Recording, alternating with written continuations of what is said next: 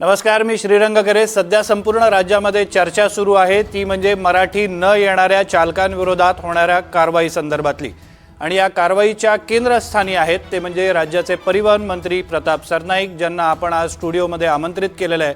सरनाईक साहेब, तुमचं NDTV मराठीच्या स्टुडिओमध्ये पुन्हा एकदा स्वागत। तुम्ही या आधी आलेला तेव्हा एक शब्द दिलेला होता की कारवाईला अजिबात मुदतवाढ देणार नाही म्हणून, पण काल आपण जी कारवाई बघितली त्यामध्ये अजून 1 महिना मुदतवाढ देण्यात आलेली आहे मराठी शिकण्यासाठी। 1 महिन्याची त्यांना ताकीद दिलेली आहे, असं का? नाही, मी माझ्या पूर्वीच्या भूमिकेवर ठाम आहे। ती ताकीद नाहीये, ती आता कायदेशीर प्रक्रियेला सुरुवात झालेली आहे। नैसर्गिक न्यायानुसार प्रत्येक व्यक्तीला ही संधी द्यायलाच हवी आणि त्या माध्यमातून नियमच असा आहे की जो 1989चा नियम आहे, त्या नियमाच्या अनुषंगाने मी 12 ऑगस्ट 2026ला राज्याच्या विधी व न्याय विभागाकडनं एक नियमावली बनवून घेतली आणि त्या कायद्यामध्ये थोडासा बदल केला। तो कायदा असा आहे की सुरुवातीला रिक्षा किंवा टॅक्सी जे अमराठी चालक आहेत त्यांना जर मराठी आलं नाही तर आधी नोटीस द्यायची। 1 महिन्याची नोटीस दिल्यानंतर त्याला परत एकदा बोलवण्यात येईल। तो जर मराठी बोलू शकला, ती मराठी जी व्यावहारिक आहे आणि तो जर बोलू शकला तर मग काय त्याला काही त्यात कुठल्याही प्रकारे त्याच्यावर कायद्याचा बडगा वगैरे उगारला जाणार नाही। परंतु तो जर बोलू शकला नाही तर त्याचं जे बॅच किंवा लायसन आहे ते 3 महिन्याकरता निलंबित करण्यात येईल। मग परत 3 महिन्यामध्ये सुद्धा जर तो मराठी शिकला नाही तर कायमचं बॅच आणि लायसन रद्द करण्यात येईल। ही कायद्यातली तरतूद आहे आणि त्या तरतुदीनुसार कालपासून ती कार्यवाही झाली आहे।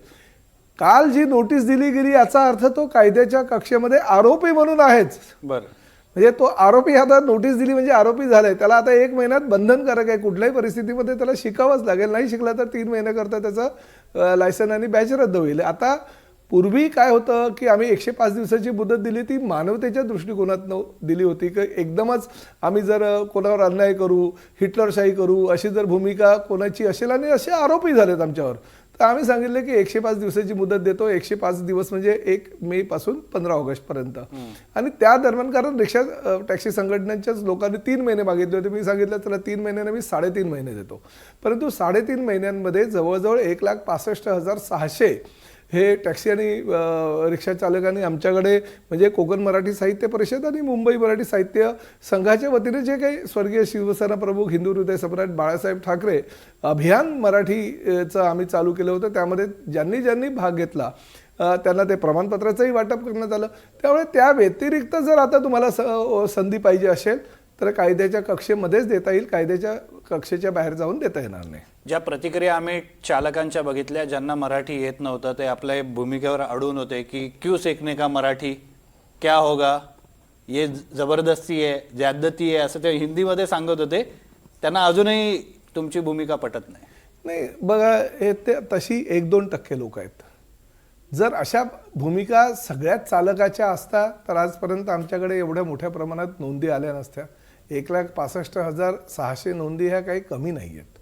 लोकही म्हणतायत की नाही, आमचा जो वादविवाद होतो मराठी भाषा न येणार असल्याकारणानं FIR वगैरे जे होतो, मराठी भाषा शिकली गेली पाहिजे। कारण महाराष्ट्रामध्ये आम्ही राहतो, महाराष्ट्राचं आम्ही मीठ खातो, महाराष्ट्रामध्ये आम्ही व्यवसाय करतो, तर आम्हाला व्यावहारिक मराठी यायला पाहिजे ह्या मताशी आम्ही सुद्धा सहमत आहोत। परंतु मराठी शिकवणार कोण आणि मराठी शिकवणार कोण हा त्यांचा जेव्हा प्रश्न होता, त्यामुळे आम्ही कोकण मराठी साहित्य परिषद आणि त्याचबरोबर मुंबई मराठी साहित्य संघाला विनंती केली आणि त्यांनी विनंती मान्य केली आणि हा अभ्यासक्रम त्यांनी चालू केलेला। पण अशा चालकांना जे अजिबात तयार नाहीत त्यांना जागच्या जागी का कारवाई केली जाते? नाही, आता कायद्याच्या कक्षेमध्येच करावं लागतं। शेवटी मी काही कुठल्याही एखाद्या राजकीय पक्षाचा नेता नाही, पुढारी नाही, आम्ही सत्तेमध्ये असलेला मंत्री आहे, महायुतीचं सरकार आहे, आम्ही रोजगार देणारे आहोत, रोजगार त्यांच्याकडनं हिरावून घेणारे नाही आहोत।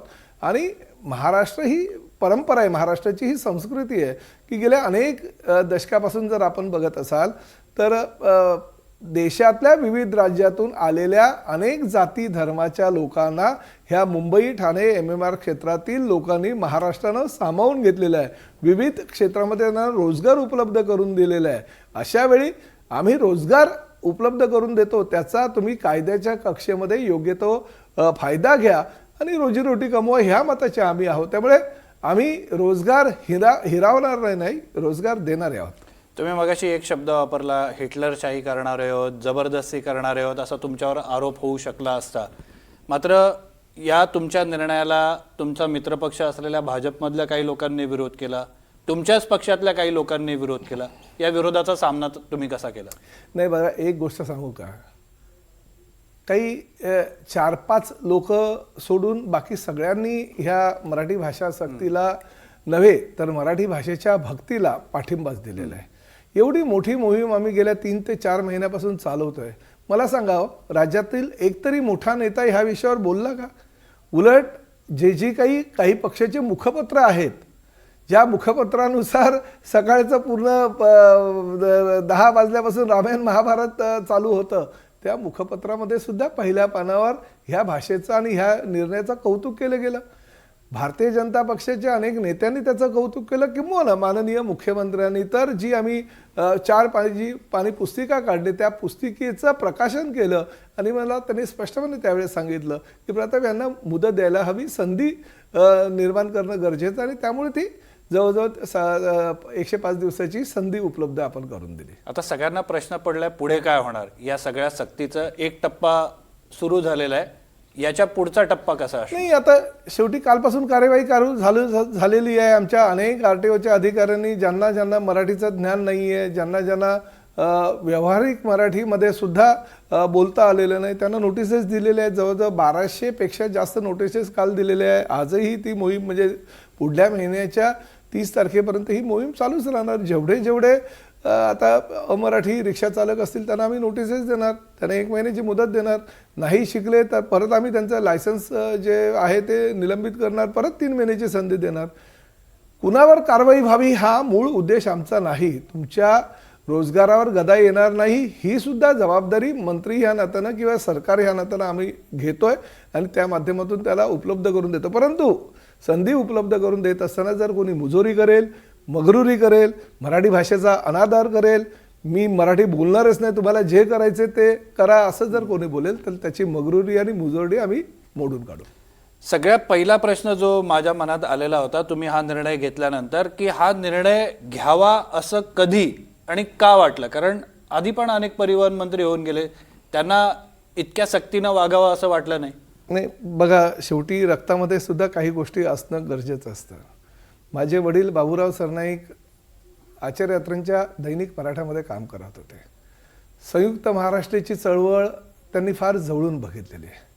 त्यांचे अनेक पुस्तकं, अनेक कविता संग्रह प्रकाशित झालेले आहेत आणि मी आदर माझ्या वडिलांचा लहानपणापासून करतो. आमचं तसं कुटुंब, तसं म्हणजे आई शिक्षिका, वडील पत्रकार आणि त्याचबरोबर मधु मंगेश कर्णिक सारखे काही व्यक्ती, मधुकर भावेंसारखे काही व्यक्ती हे त्यांच्यासोबत त्यांचे ज्युनियर म्हणून त्यावेळेस काम करत होते. आणि अशा वेळेस घरचं जे साहित्यिकाचं वातावरण आणि संयुक्त महाराष्ट्राच्या चळवळीमध्ये घेतलेली भूमिका आचार्य यात्र्यांनी, त्या भूमिकेविषयी घरामध्ये नेहमी असणं, मराठीबद्दलचं गात जाणारे गोडवे जे होते ते थोडंसं रक्तामध्ये होतंच. आणि मी परिवहन मंत्री झाल्यानंतर मला आमच्या कायद्याच्या कक्षेमध्ये काय काय आहे आणि कायद्याच्या कक्षेमध्ये राहत असताना जर कुणी मुजोरडे जर अशा पद्धतीनं सर्वसामान्य प्रवाशांबरोबर हिंदीतच आम्ही बोलणार, मराठीत बोलणार नाही आणि म्हणजे ह्या महाराष्ट्राची रोजीरोटी कमवायची आणि महाराष्ट्राची अस्मिता किंवा मराठी अस्मिता कुठेही पाळणार नाही, अशा प्रकारचं काही तक्रारी आल्या. काही लोकांनी लेखी आमदारांनी मला त्या संदर्भात पत्र दिले.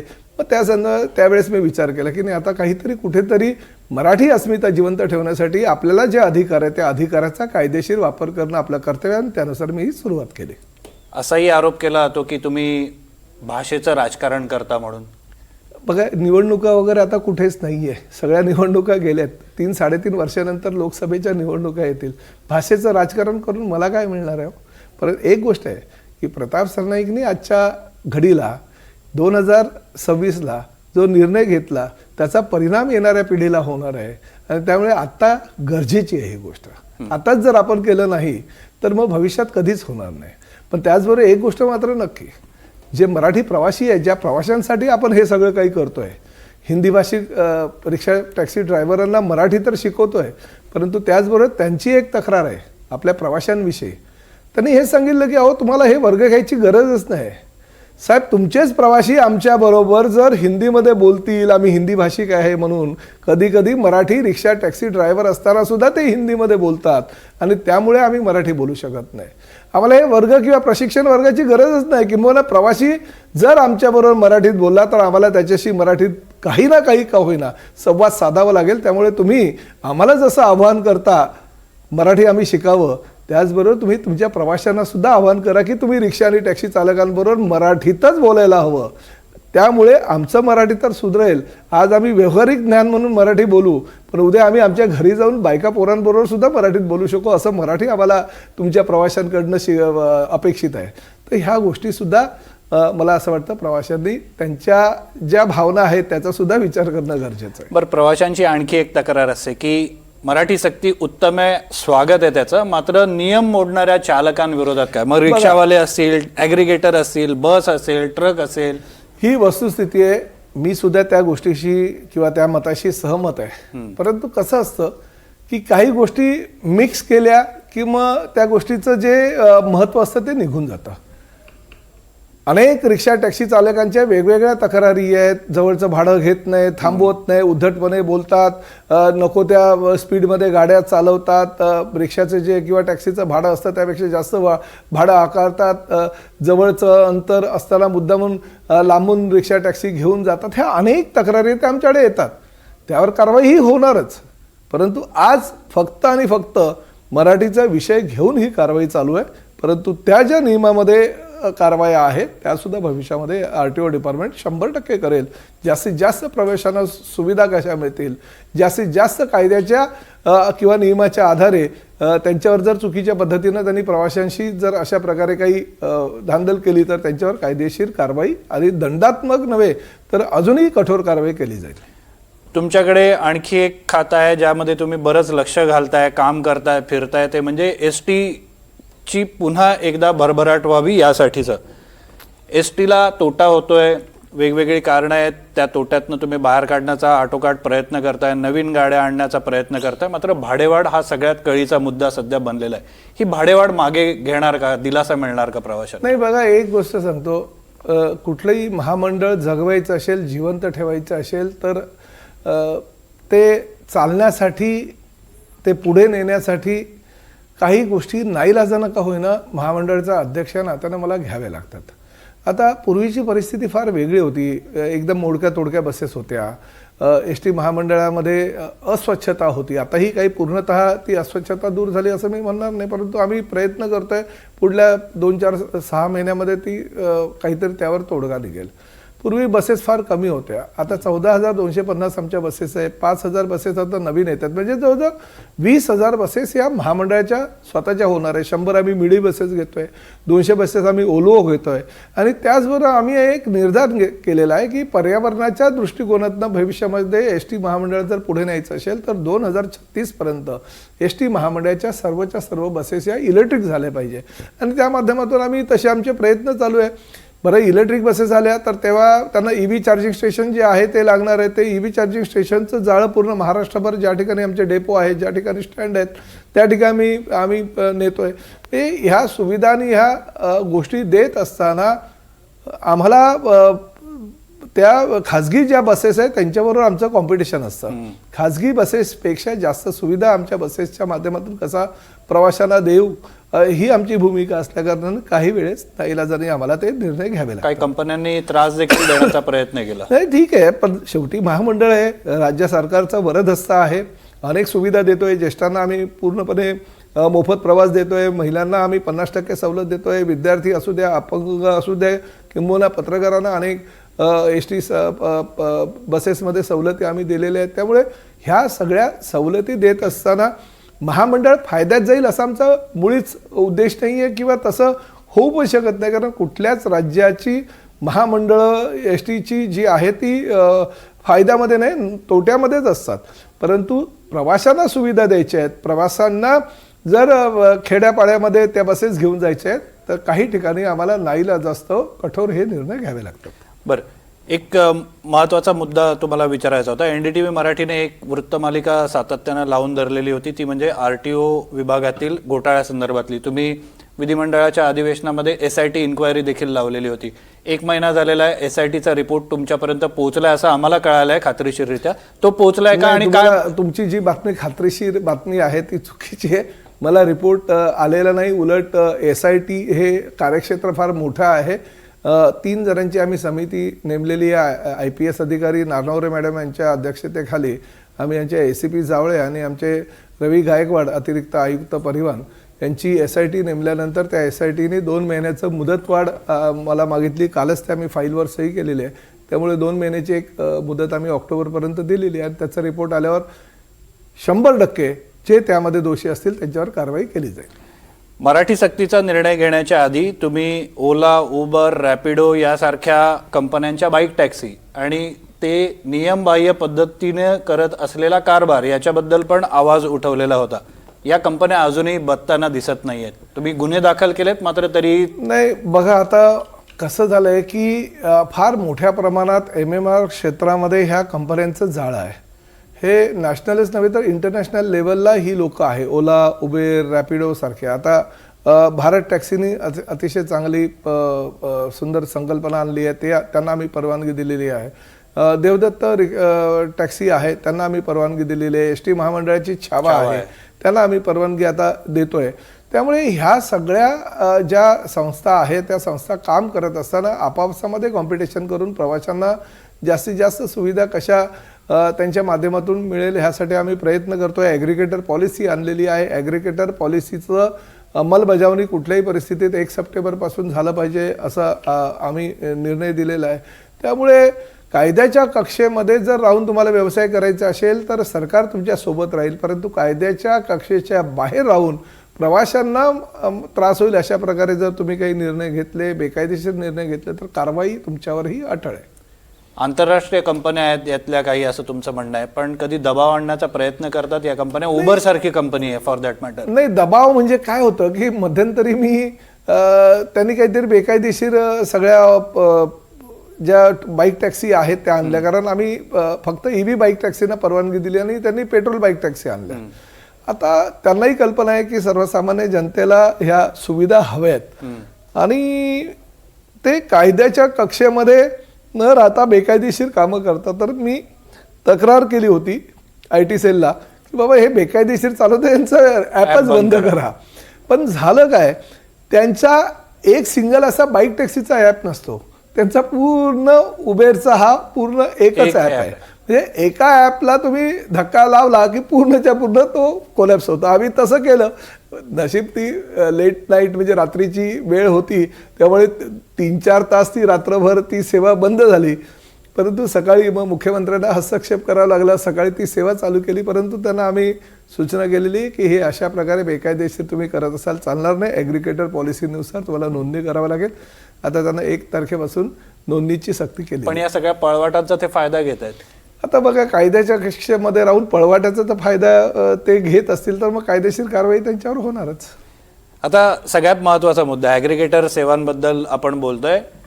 समज असा आहे की फक्त जे काळी पिवळी टॅक्सीवाले आणि रिक्षावाले याच चालकांना ही मराठी सक्ती आहे? नाही नाही नाही, प्रवासी वाहतूक करणारे जेवढे प्रवासी वाहतूक त्यामध्ये बसेस पण आलेत, त्यामध्ये ओला, उबेर, रॅपिडो किंवा ज्या काही नवीन संस्था आहेत त्या सगळ्या आल्यात आणि रिक्षा आणि टॅक्सी आले. त्यामुळे असं नाही आहे की फक्त रिक्षा आणि टॅक्सीमध्येच हा नियम आहे. सर्व प्रवासी वाहतूक करणाऱ्या सगळ्या लोकांना, सगळ्या ड्रायव्हर्सना हा नियम आहे आणि त्या नियमाचं पालन त्यांनाही करावं लागणार. पण मग यांची तपासणी होताना होणार ना. आता कालपासून तो सुरुवात झाली आहे. थोडासा आता एवढी वर्ष 1989चा नियम आहे. 36 वर्ष तुम्ही थांबला तो, निदान आता 36 तास तरी थांबा. पुढे बघा काय होत आहे. बरं, सगळ्या प्रेक्षकांना आणखी एक उत्सुकता लागलेली आहे, कारण अशा जेव्हा कारवाया होतात तेव्हा व्हॉट नेक्स्ट, पुढे काय, असा एक त्यांच्या मनात नेहमी प्रश्न पडलेला असतो. आता तुम्ही ज्या मुद्द्याला हात घातलेला आहे तो सर्वसामान्य नागरिक आणि प्रवाशांच्या जिव्हाळ्याचा मुद्दा आहे. तुमच्या खात्यातर्फे प्रवाशांना दिलासा मिळावा यासाठी आणखी पुढचा निर्णय जो सगळ्यात महत्त्वाचा असेल, महत्त्वाकांक्षी असेल, तो कोणता असेल? नाही, पहिलं तर हे मराठीची सक्ती नव्हे, भक्ती करा. ते झालं. तुम्ही मराठी शिकलात, प्रवाशांशी उद्धट वागू नका, प्रवाशांशी सौजन्याने वागा. जवळचं भाडं असू द्या, लांबचं भाडं असू द्या, ते घ्या. प्रवाशांना वेळेवर पोहोचवा, प्रवाशांशी चांगला संवाद साधा आणि महाराष्ट्र शासनाला आणि प्रामुख्यानं प्रवाशांना सुखसुविधा जेवढ्या द्यायच्या तेवढ्या द्या. सरकार तुमच्या पाठीमागे आहे, ही भूमिका राज्य शासनाचा परिवहन मंत्री म्हणून मी सांगतोय. परंतु जर मुजोरी तुम्ही कराल, प्रवाशांशी असंवाद साधाल, प्रवाशांबरोबर मारहाणीसारख्या घटना ज्या घडत आहेत त्या घडवाल, तर मात्र शासन कठोरपणे तुमच्यावर कारवाई करणार.